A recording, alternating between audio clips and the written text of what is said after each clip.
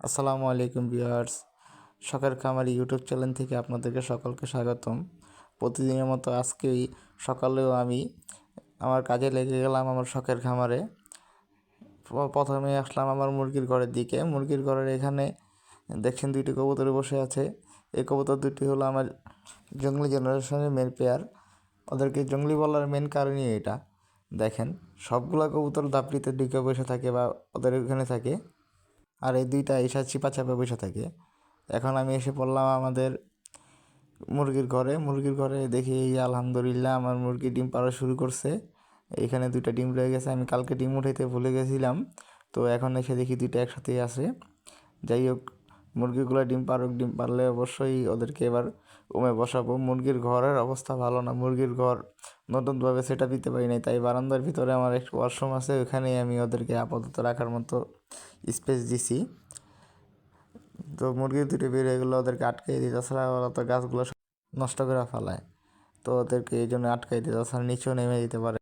মুরগিগুলোকে আটকে আমি উঠে গেলাম ছাদে। ছাদে যে গাছপালাগুলো একটু দেখি আলহামদুলিল্লাহ সবগুলা গাছে প্রায় ফল ধরা শুরু করে দিছে। এই ফলগুলো দেখলে আসলে আলহামদুলিল্লাহ সবাই খুবই মন ভালো লাগে। এই দেখেন, প্রত্যেকটা গাছের ভিতরে ফল ধরা শুরু করছে। ফল আমি কয়েকদিন পরে এই ফলগুলো হারভেস্ট করতে পারবো। দেখেন, এই টমেটো গাছে ফুল ধরছে, ওই আরেকটা গাছ আছে ওখানের ভিতরে ফল ধরে গেছে। যাক, এই ফলগুলো ছিঁড়তে এবং খেতে খুবই ভালো লাগে। খাওয়াটা বড় কথা না, আর এটা যে গাছে উৎপাদন করতে পারতেছি এটাই আমার কাছে আলহামদুলিল্লাহ খুবই ভালো লাগে। এইটা হলো আমাদের বাড়ির সিকিউরিটি গার্ড। এইটার জন্য কোনো চোর বা অন্য কোনো মানুষ, অপরিচিত মানুষ কেউ বাড়ি ধরতে পারে না। গাছগুলা দেখে পানি দিয়ে এখন আমি চলে যাচ্ছি উপরের ছাদে যেয়ে কবুতরগুলোকে একটু দেখে শুনে আবার ওদেরকে একটু খাওয়া দাওয়া দিতে হবে।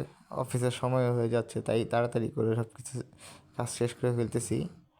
এখন উপরে ছাদে যাব, কবুতরগুলো ছেড়ে রাখছি সকালবেলায়, এখন ওদেরকে খাবার দিব। এই খাবার দেওয়া শেষ হলে কবুতরগুলো আটকে দিয়ে আমি নিচে নেমে যাব। যাক, সাত সকালে এই কাজগুলো করতে আসলে আমার খুবই ভালো লাগে, কারণ সকাল সকাল ঘুম থেকে উঠে প্রকৃতির হাওয়া বাতাস খেলে শরীর মন দুটোটাই ভালো লাগে। সারাদিন যতই পরিশ্রম হোক, ক্লান্তি ভাবটা আসে না। সবারই দরকার এই পশু পাখি গাছপালা নিয়ে একটু কিছু করার জন্য। আল্লাহ হাফেজ, আজকে এ পর্যন্তই। সবাই ভালো থাকবে।